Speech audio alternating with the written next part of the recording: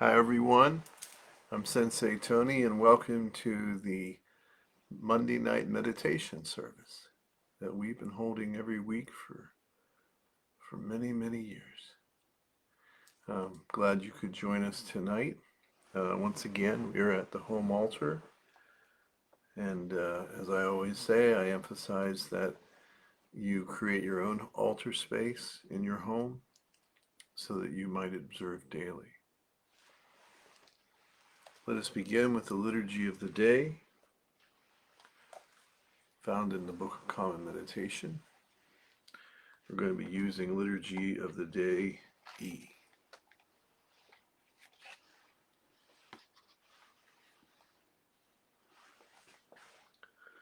In the name of compassion, creativity, and clarity, may we open our minds to the oneness of all life and seek and serve the one body. Beloved community, all is one. Thus we have heard. Let us take refuge. I take refuge in the teachings of the universe, the three principles of oneness. Let us make the accord. I take refuge in the three practices of oneness, which transform all suffering. Let us give thanks. I take refuge in the community of those who have awakened to the oneness of all life. I share gratitude for this precious life, offering succor to all those who are suffering, and giving thanks for the sacred society of the Dragonfly Sangha. May all be free from suffering caused by the delusion of separation and come to know the peace of abiding in oneness.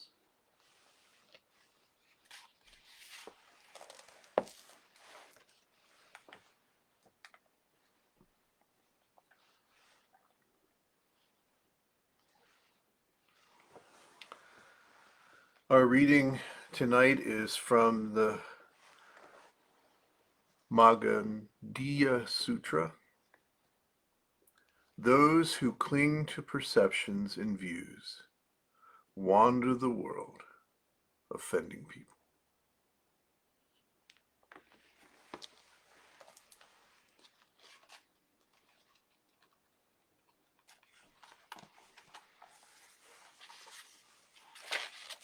The Dharma is incomparably profound and infinitely subtle.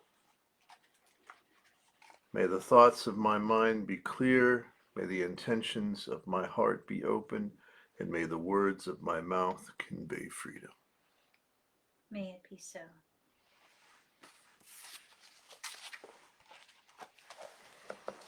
So tonight's reading is actually one of my favorites.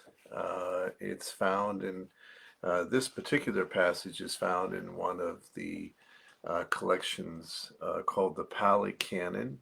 If you're not familiar with that term, canon is a word that refers to canonical, which means that it's the established or the accepted or orthodox collection of scriptures.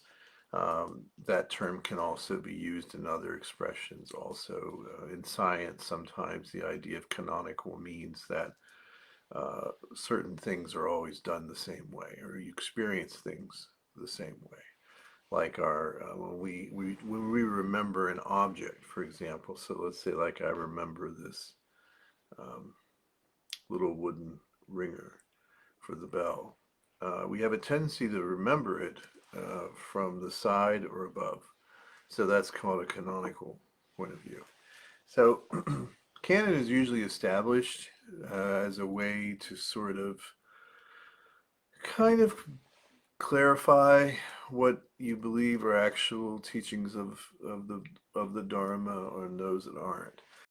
The problem with canon is that there's always some group that maybe had references that your group doesn't have, and sometimes, humans get into the game of, well, these are the real sayings of the Buddha. You'll be happy to know in the Dragonfly Sangha, we are not a people of the book. While we deeply honor and respect the writings that are found throughout the millennia from the Buddhist tradition, for us, this is a living practice that is based on those practices which have been handed down from generation to generation. So you also find that this particular passage has parallels in other sutras. So, for example, sutras, the one sutra called the Diamond Sutra, which interestingly, the Diamond Sutra is the oldest published book. It was the first published book. It was published on wooden blocks, and it was the first one to be published. So it predates the what's the name of the Bible that was King James. well, no, the first published, the Gutenberg Bible. Yeah, predates it by quite a bit. I think the Diamond Sutra came out around the 9th century of the Common Era, so it's pretty early. At least as far as we know, it's the first book. And also the Shurangama Sutra. So the Diamond Sutra and the Shurangama Sutra also sort of reflect the idea that's being expressed here by Shakyamuni Buddha. And I'm going to get into this text by talking about it in two ways. And this is something you should know that's always done with sacred texts. And it could be really done with any kind of text. And that is, there is exegesis and eisegesis. Exegesis is when you go back and look at a document, or you look at, like these writings, and you say, okay, when was it written? Who was it written for? And what was the purpose of it? So it's very much seeing the text as a product of its time and place. And then eisegesis is where you look at a text and you draw something out of it that may not even have been originally considered when it was first said or written, but now it has a meaning today that is also very rich. So both of these approaches, excuse me, are definitely legitimate ways to do things, but you're definitely going to have a different, slightly different, maybe meaning or emphasis. I would say emphasis more than meaning. Now, the sutra, the Magandiya really was about Magandiya was actually a non-practitioner who was a hedonist and came to the Buddha and was going to challenge him when the Buddha was residing, I think, in Kuru. And uh, basically, it's a dialogue between Shakyamuni Buddha and this fellow. And at the end, this fellow is convinced of Shakyamuni's wisdom, and Magandiya joins the order. He goes through a few months probation, and then he's fully ordained because of his advanced understanding.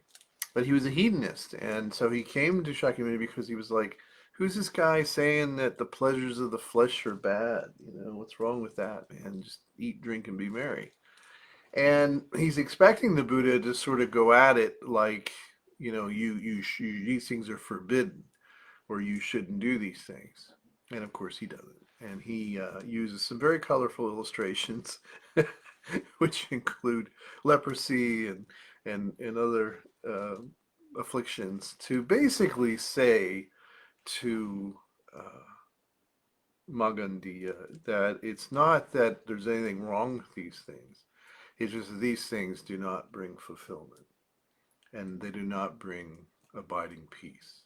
And so the Buddha takes, in this description, he takes a bit of I would say, a middle way approach to things, and says that, we shouldn't get too attached or too absorbed by material things, or things of sensual pleasures or senses, whether it be eating, sex, etc., because those things ultimately won't satisfy us in terms of our true nature. As I've said many places, many times, it's not about the things themselves being bad, or even wanting those things or desiring them. It's just that we have our desire for those things usually gets mixed up with what they'll actually give us or what they actually mean. So if we can want something without being overly attached or attaching some ultimate meaning to it that it can't possibly carry, then there's nothing wrong with anything in and of itself. It's the mind state that we bring to the object, whatever that might be. So that's kind of where the focus goes in that original text. And it's like I said, it's kind of interesting. It's not very long. It's fairly short. And you could read it. There are different translations. You could read some of these, especially Pali Canon texts. You could read them in a somewhat of a monastic bias. And there's no doubt in my mind, and I don't have time to go into all that here, but there's no doubt in my time or my opinion that a lot of these writings are written from the perspective of wherever you happen to be. And a lot of these texts were composed under Ashoka, great emperor, Buddhist emperor. And so at that time, the form of Buddhism that was most popular was more of the monastic, living in cloistered groups together, which wasn't the way it was in the original, at least as far as we know, story of Shakyamuni. They didn't live together in community. They would gather during the rainy season, but other than that, they didn't. But we're talking about centuries later, there's the establishment of an official monastic community, or the community of the ordained, who happen to be monastic in this case. So that it tends to have a slant. When you read some of the same teachings, as I will give you some from the Diamond Sutra and the Shurangama Sutra, those sutras are coming from what traditionally is called the Great Vehicle approach, whereas the monastics are called the smaller vehicle. They're not called that by themselves. The bigger vehicle, people call them the smaller vehicle. So the opinion is that they're too narrow in their interpretation of what Shakyamuni said. And so I want to get into the text itself, because that's what's most important tonight. But I want to let you know that up front that we don't believe in these sutras that they're the inerrant or infallible words of Shakyamuni or anybody else. We believe these are inspired documents that often contain a great deal of wisdom. But I have absolutely no problem completely, and I've never had that completely, but disagreeing with something that I might find in a sutra that doesn't fit with my own knowledge and understanding. Interestingly, that's what we're admonished to do as good Buddhists, because in the Kalama Sutra, the Buddha is recorded as saying you shouldn't believe something just because it's found in a holy book, that you should test it for yourselves. So I just want to make sure you guys understand that. If you go reading the sutras on your own, just understand that sometimes you'll find things there that you might not agree with, and that might mean A, you don't understand it, or B, it just doesn't fit with your experience. And that's fine. Okay, so let's go back to our passage, because this is one of my favorite sayings attributed to Shakyamuni. Those who cling to perceptions and views wander the world offending people. I think that should be pretty easy for us to relate to, particularly in the social media world, right?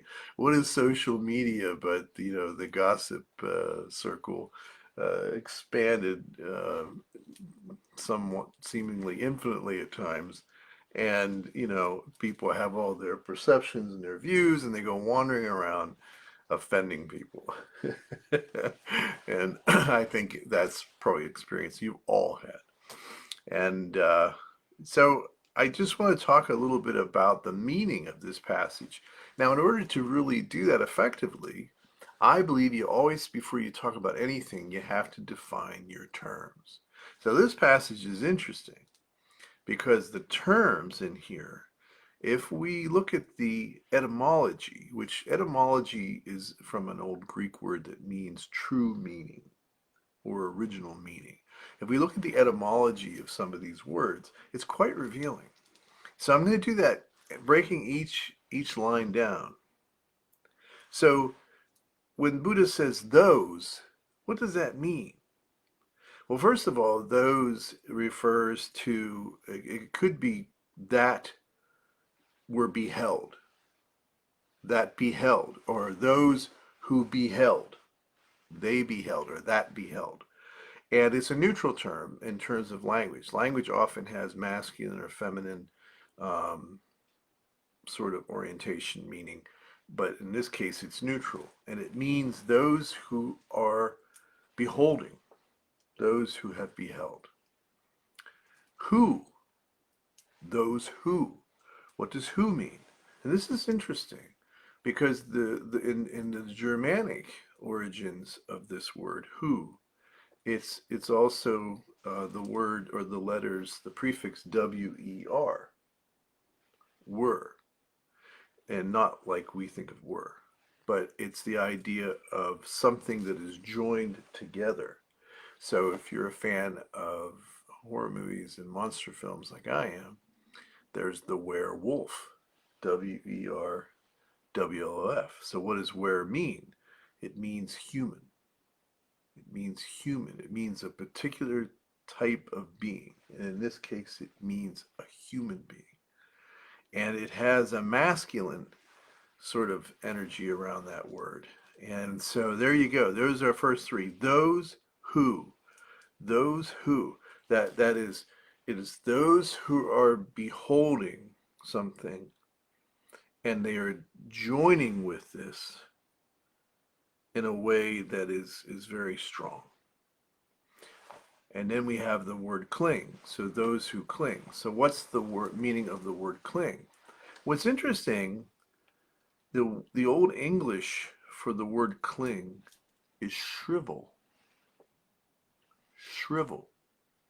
And also to wrinkle or to shrink something.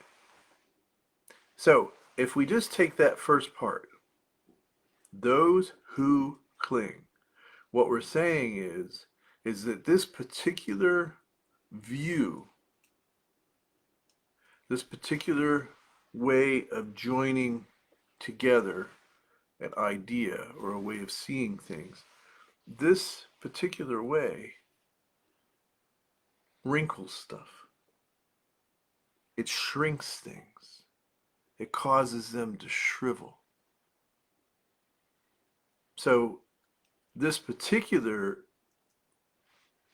passage starts out by saying, those are they who are causing things to be wrinkled, shriveled, and shrunk. So this is a view that's not life-giving. This is a view that is not smooth. This is a view that is wrinkled and causes shriveling and shrinking. Perceptions. What does the word perception mean? Those who cling to perceptions. So the word perception, when you go back to the etymology of it, it means to see through something.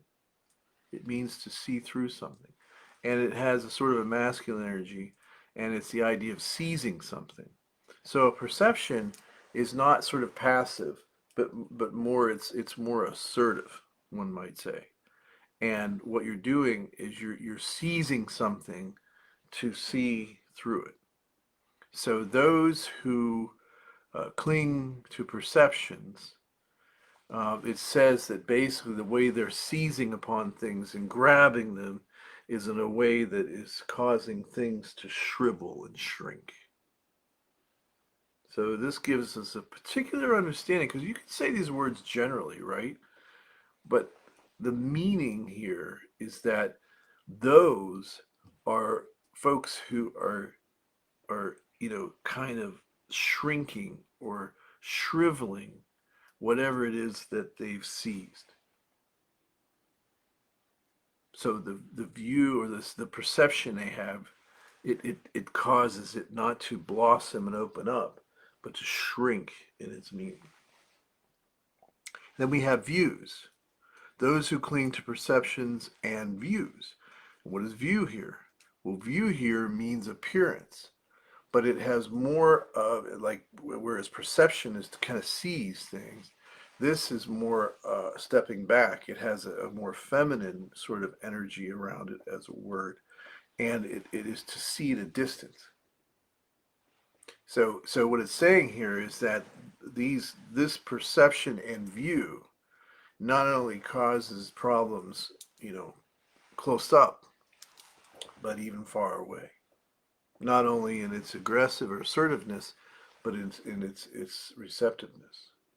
So it's setting us up pretty quickly here to show us that this is not good. This is not good. And then it says, those who cling to perceptions and views wander. And what does wander mean? Well, I like the word wander. I have to confess I put a positive spin on it, and there's those euphemisms like not all who wander or wander who are lost. And sometimes I like wandering and getting lost. But here in this case, it means to make a mistake. Wander in its etymology originally was to make a mistake, and it means, and this is where I might come back to a more positive spin, it also can be a reference to the wind. So it means to be blown about by whatever is going on. Now, if you put those all together, those who cling to perceptions and views wander.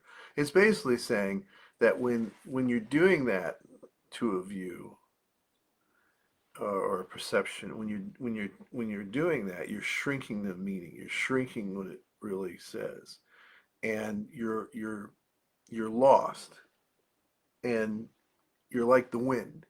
You kind of are blown by every opinion that comes down the pipe, and or the majority opinion that people offer, and that kind of blows you in a certain direction.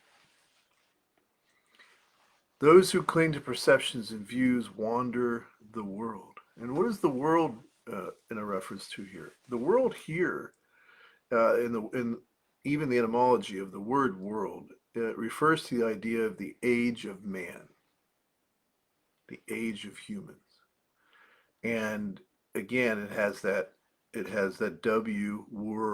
were slash man, and so it's got that meaning to it, world. And it's the idea that this is referring to a particular age, that this is not necessarily the destiny of humans, but this is what is of the age.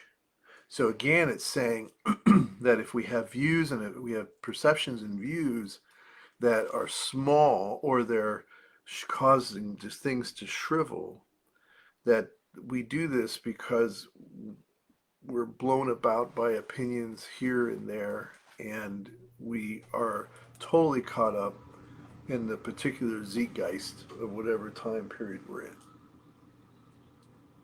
And so up to this point, what Shakyamuni is trying to say in these very simple lines is that these are views and perceptions that don't belong to the wisdom of eternity or the wisdom of the ages. This is a view and perception that belongs to a particular time and place, and this particular view and perception does not bring life, but rather causes it to shrink and shrivel. Now, it also says, those who cling to perceptions and views wander the world, offending people. Now, what does it mean to offend? So, offend means to strike. So, when you're offended, and I have to tell you, this always reminds me of when my son was little, we used to watch Winnie the Pooh a lot, and there was an episode of Tigger, and my nickname to my grandchildren and to my nieces and nephews and stuff is Uncle Tigger, that he was the masked offender. So when I see the word offend, I always think of Tigger with his Zorro mask on, being the masked offender, causing lots of trouble. But it means to strike, and this strike causes something particular. It causes resentment. So to offend in this sense is to strike someone in a way that causes the other person to be resentful. And it also sometimes is used as a points to the word sin. And that word in the Greek, hamartia, it literally means to miss the mark. So what it's saying is that whenever you offend someone, you haven't reached them, you haven't touched them, you've missed them. And you've done so in a way that they find resentful. And finally, those who cling to perceptions and views wander the world offending people. What's the word people here mean? In this case, again, it's talking about humanity, but in a very particular way. It's a sense of inhabiting something. Or it can also be a reference to the word persona. And so what does that mean? Well, it's not talking about our true self, but it's talking about our ego self. So when we put this all together, using our etymological sort of code, what it means is that those who cling to perceptions and views that are, opinions that are based on a particular period and not necessarily wisdom for all time, and they're blown about by this opinion, that opinion. I love how people today say, well, if a lot of people have the same opinion, then it must be so. It reminds me of Kipling's Jungle Book, where if the apes all yell at once, then they say it must be something. So there's a line like that. It must be so. If we say it is so, it must be so. These people are these people, and that could be us, that we're kind of in that group, and we cling to these perceptions and views, and then we take them, and then we go about, sort of willy-nilly, striking out and causing resentment, and not really reaching people. So here's how I understand that. When we cling to perceptions and views, particularly perceptions and views that do not represent wisdom that transcends our particular period, because every period thinks it's got the most. But the problem is each period is limited by the level of consciousness and awareness that was going on. It's influenced by the particular economic and political things going on. And so what the Buddha is saying is, don't cling to those views and perceptions. Because when you do that, the energy behind that is you have a tendency to think that you're right and everybody else is wrong.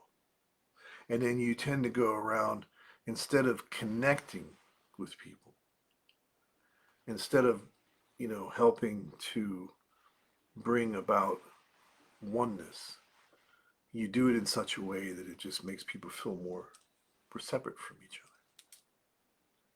And so the Buddha is advising that we don't be like that.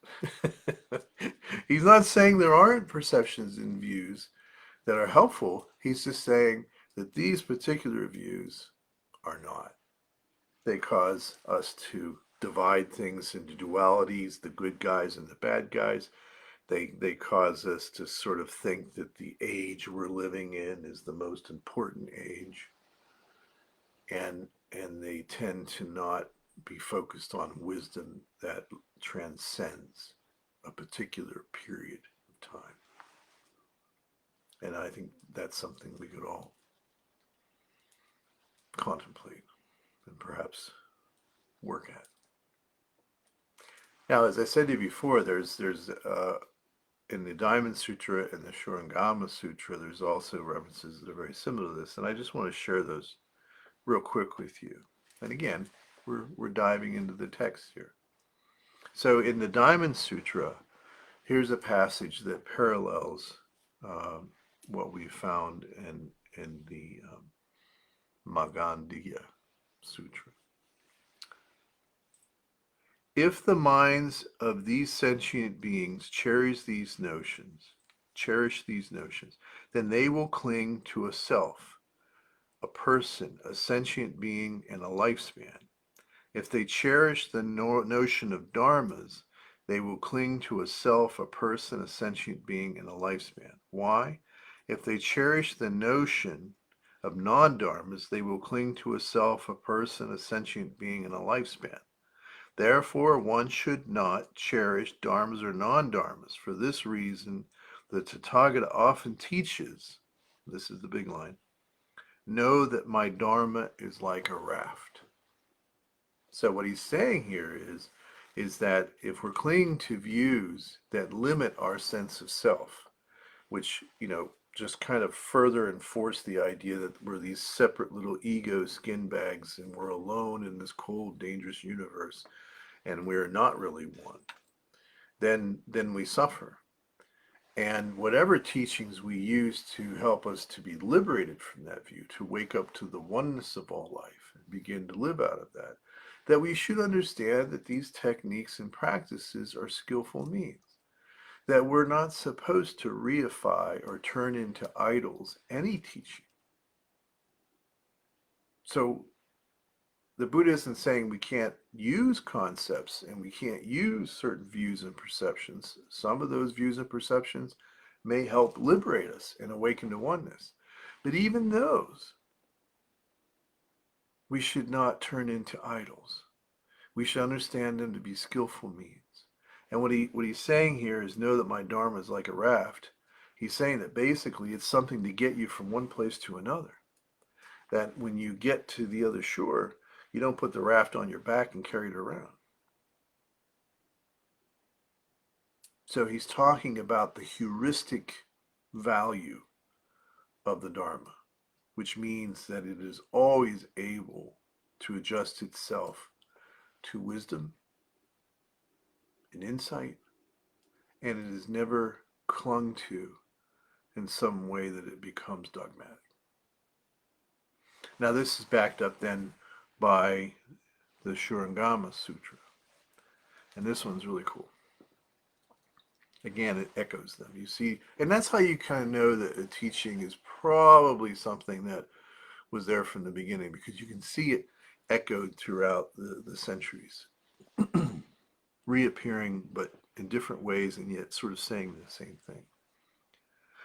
When the sun has just come up early on a clear, fresh morning, a morning after rain, the sun shines through a crack in the door, or perhaps a crack in the wall, and it displays the fine bits of dust, bobbing up and down in space, moving all around in the sunshine.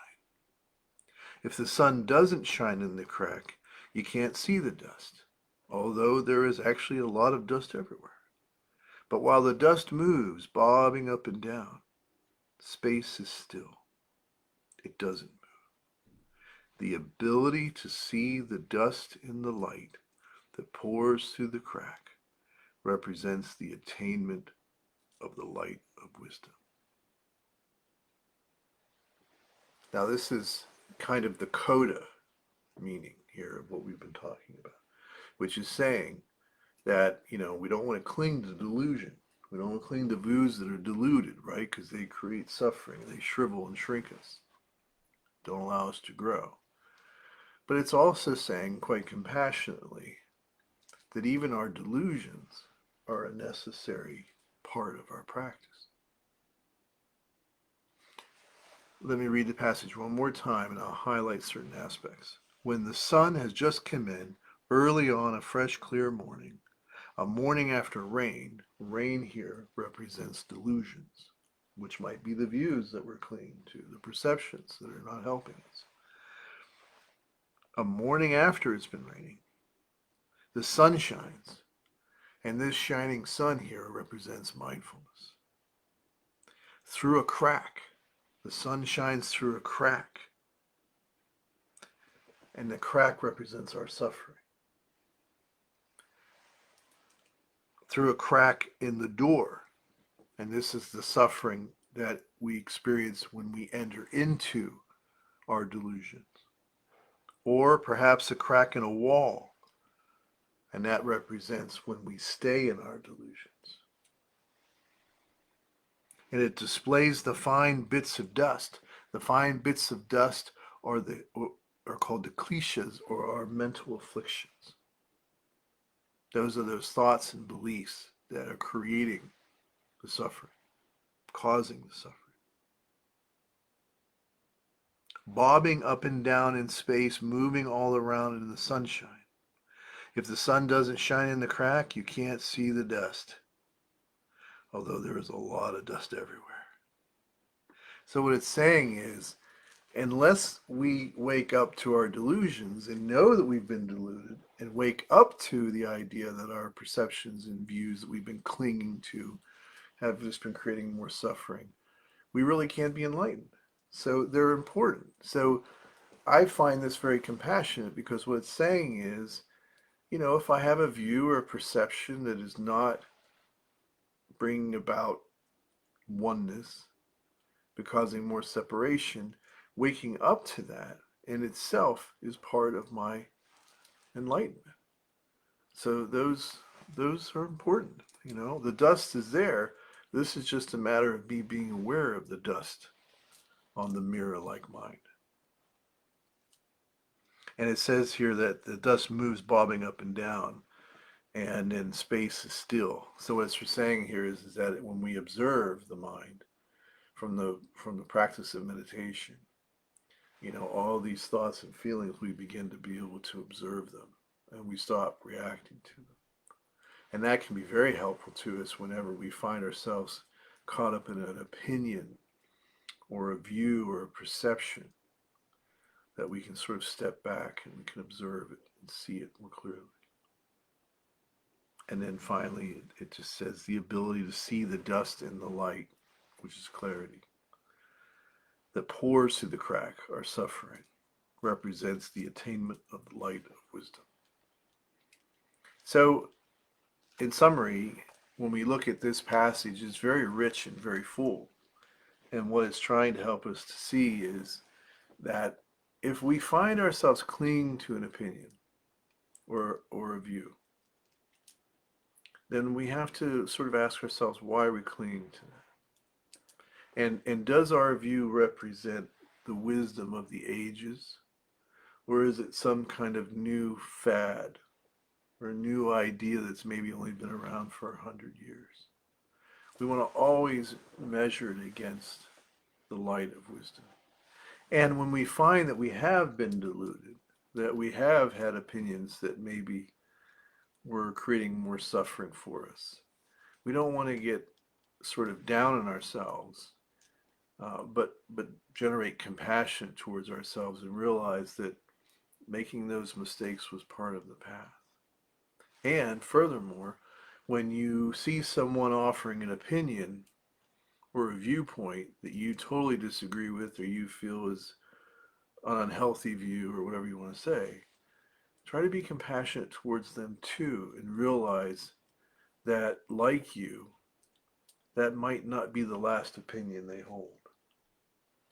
That if they are practicing the way of mindful living and clarity, they might come to a different sense of awareness and change their mind. We have a hard time today letting people change their minds. We think that you have to always have had the same view. I feel so bad for young people today who, grew up in this age where they're always constantly not writing in their yearbook or in their diary, but they're putting it up online and, Facebook and Twitter and Instagram and, all that stuff.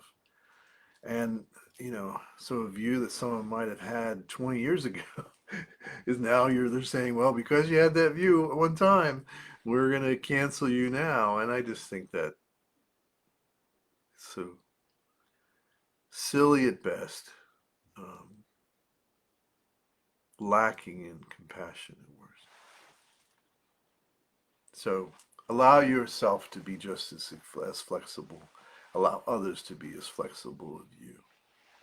And whatever you do, don't go around the world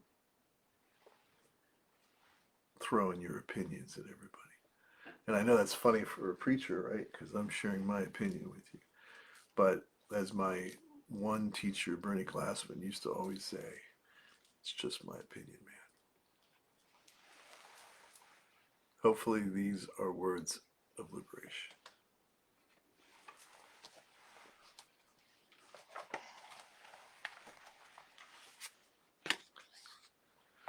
This is the word of liberation. May all live out of oneness. Let us observe the mystery of our communion. The mysteries are both visible and invisible. In every mystery, there is an outward visible sign with an inward spiritual grace. We see one thing and know another. Suffering transforms into compassion, and permanence transforms into creative change. Emptiness transforms into interdependence. Let us share together the Bodhisattva's vows. Beloved, will you continue in the teaching and fellowship of the one body in contemplation and communion? I will live fully. Beloved, will you work to restore all people to oneness, the source of our life, liberty, and love? I will give completely. Beloved, will you proclaim by word and example the good news of that love which is boundless? I will love freely. Beloved, will you seek and serve that love in all persons, loving beyond boundaries and dualities, and see others as yourself? I will love freely.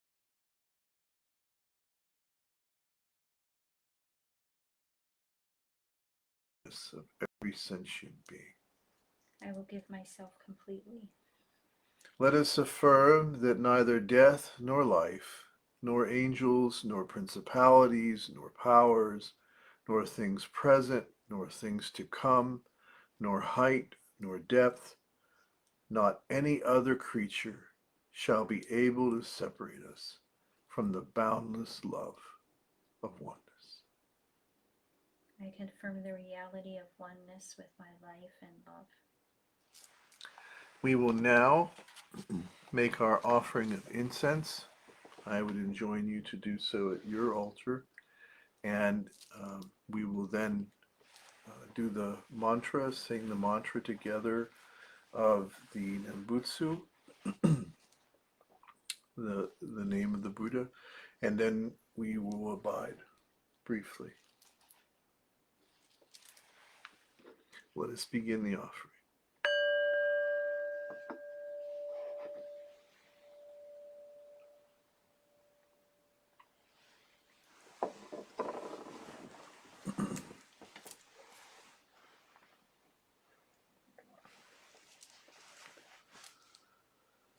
Namu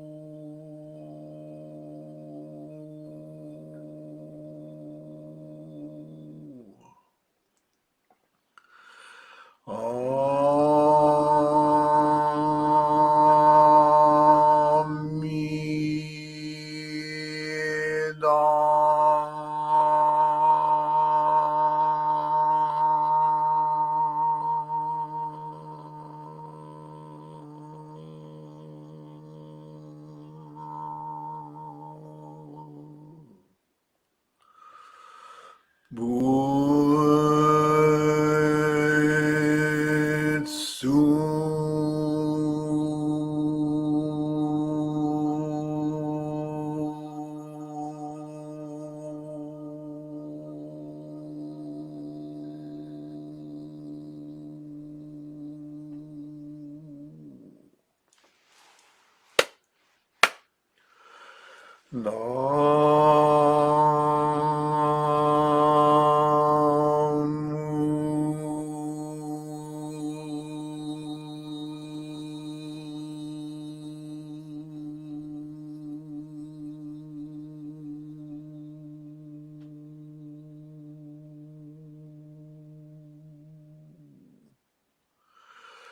Ami.